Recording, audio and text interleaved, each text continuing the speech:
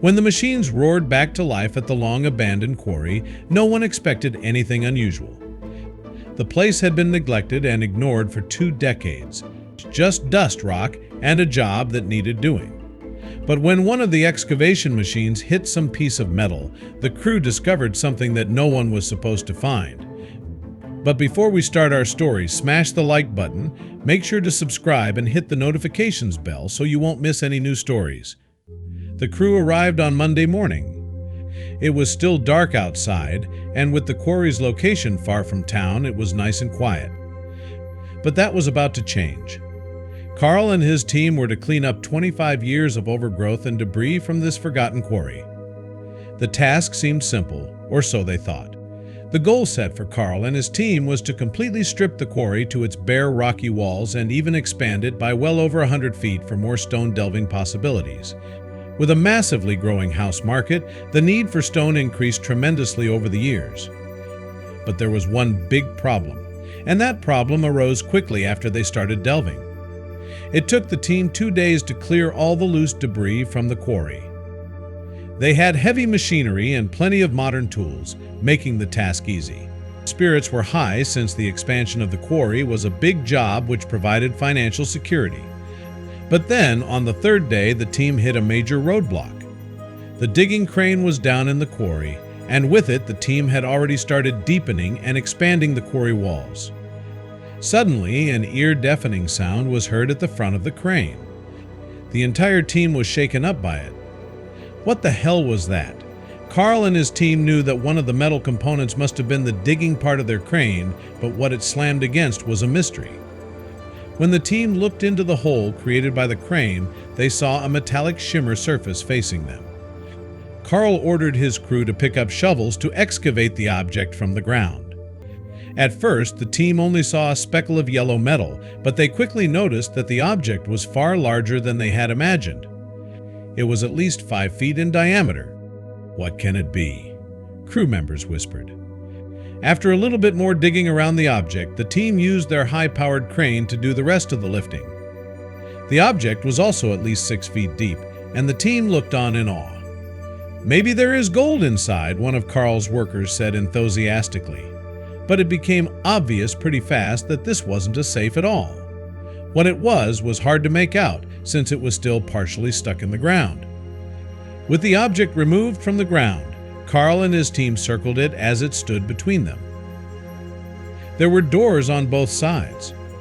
Carl didn't hesitate and started pulling on the handle of the first one. To his surprise, it opened up. The crew leader stood inside the strange object. It was about 3 feet deep, with an entrance and exit door. The others looked puzzled, but Carl, a bit older, recognized it.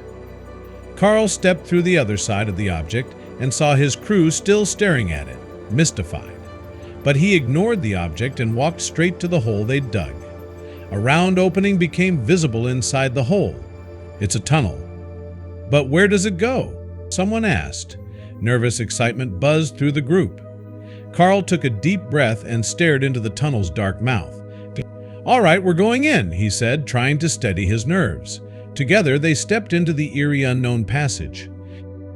They were even more corroded than the doorway, indicating that this place had been untouched for decades. Dust and cobwebs filled the air as they proceeded. The tunnel walls, however, were unnaturally clean-cut, suggesting that this tunnel was either made by a tunneling master years ago or maintained throughout its years of existence. The deeper they went, the more questions arose.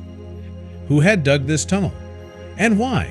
Suddenly, a chilling cry echoed down the passage. Everyone froze. Their flashlights shook in unison. The sound didn't belong there. The cry rattled them. Fear surged, fear of the unknown, fear of collapse, fear of never leaving the tunnel. Mark, one of the youngest, muttered, "I'm not staying down here another second," and turned around. A few followed, panic in their eyes. Their retreat echoed loudly as they scrambled back. Carl didn't stop them. He understood. Bravery couldn't be forced, and fear down here was more dangerous than any physical threat. The tunnel was too narrow for the entire team anyway, and he didn't want anyone down here with him who didn't want to be there. After the dust settled, Carl and only 5 other crew members remained inside the tunnel. They were alone in the dark but determined to press on. Carl urged the remaining crew to stay close and stay strong. "We're finding out what's in here," he said, scanning ahead with his beam. The tunnel changed subtly. Its width shrank, beams drew closer together, and strange colored markings appeared on each support, different hues but all the same shape. That strange sound returned, faint, melodic, and eerie. It drifted down the tunnel, almost like it was calling them. Carl hesitated for the first time. "Are we doing this?" he asked. "Let's move quietly," Carl whispered. The crew crawled through a tight entrance and stood in awe. Tools, walls with carvings, and an entire subterranean structure lay before them, hidden, ancient, and astonishing. Scribbly drawings were etched into the rocky walls all around them, and recognizable tools were leaning against the side of the cave like room.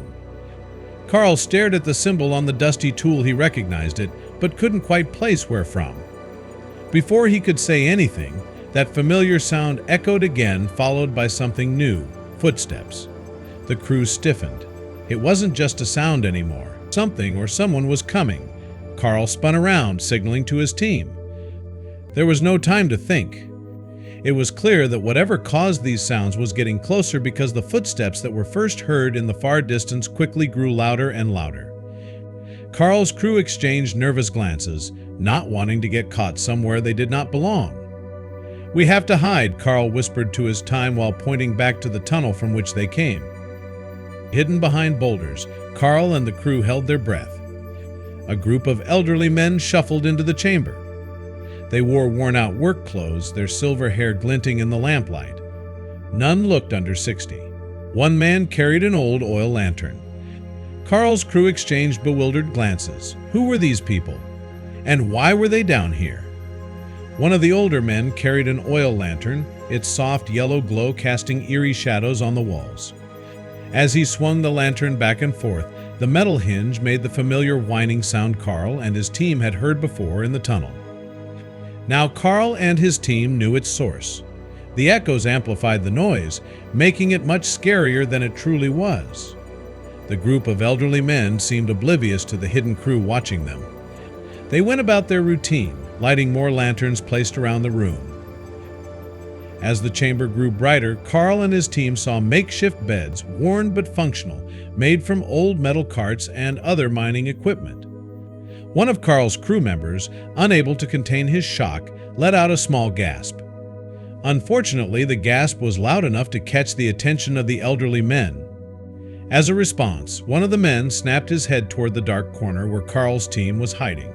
"Who's there?" the man called out sternly. Carl signaled his team to stay still, but it was too late. They were heard, and slowly he began walking toward the spot where Carl and his team were crouched. Carl quickly turned and, together with his team, ran back into the tunnel from which they had entered. It was a long route back to the surface, but they had to try and escape. Their footsteps were swift, and without being caught, they reached the first bend in the tunnel. But before they could move past it, they were halted by the voice of the old man. "Stop! We mean you no harm!" one of the men called out. Carl hesitated, sensing no threat. The man with the lantern stood calmly at the tunnel's end, not pursuing them. Something about his presence felt harmless. Carl told his team they should return. "We came here to discover what was down here. Let's find out together." They cautiously agreed and walked back to the open space. The elderly man raised his lantern, illuminating Carl and his team as they stood frozen. "We just want to talk," he said gently. Carl and his group stepped forward into the light. The rest of the older men had gone back to their beds, resuming their quiet routine.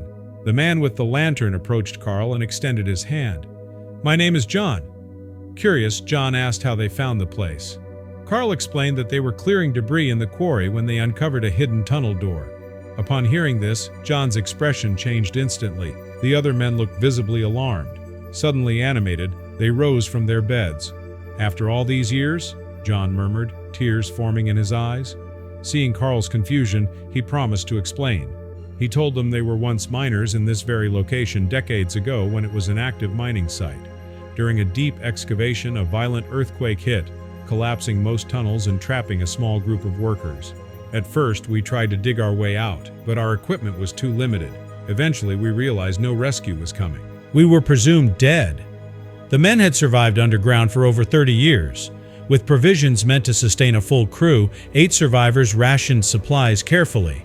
Rice and beans kept them fed, but isolation was their biggest hardship. Carl was stunned. That was over 30 years ago? John nodded solemnly.